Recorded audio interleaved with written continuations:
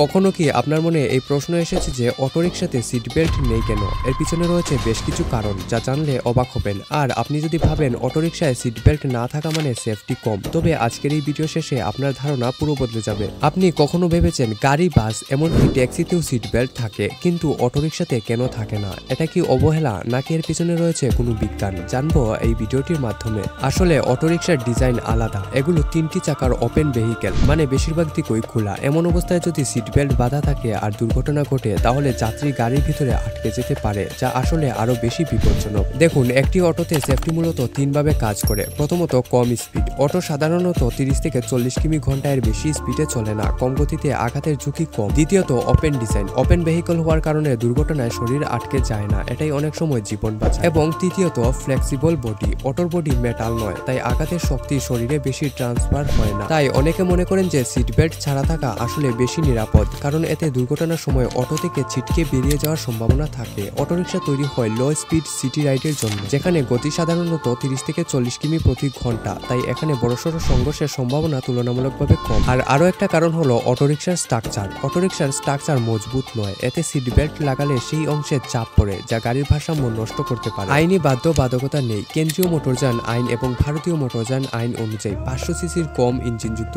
2 এবং 3 চাকার যানবাহনের জন্য সিট বেল্ট বাধ্যতামূলক নয়। তবে ভবিষ্যতে নতুন ডিজাইন হতে পারে, যেখানে নিরাপত্তা বাড়ানো হবে। হয়তো একদিন অটোতেও সিট বেল্ট দেখতে পারবেন। তাহলে বন্ধুরা, আশা করি আজকে আপনারা বুঝতে পেরেছেন অটোরিকশাতে সিট বেল্ট না থাকা কোনো অবহেলা নয়, বরং ডিজাইন প্লাস সেফটি লজিকের উপর ভিত্তি করে নেওয়া সিদ্ধান্ত। তাহলে পরের বার অটোতে উঠলে ভাববেন না এটা ভুল, এটা একদম ডিজাইন অনুযায়ী ঠিক। ভিডিও ভালো লেগে থাকলে অবশ্যই লাইক করুন, আর এমনই মজাদার তথ্য জানতে চ্যানেলটি সাবস্ক্রাইব করতে ভুলবেন না।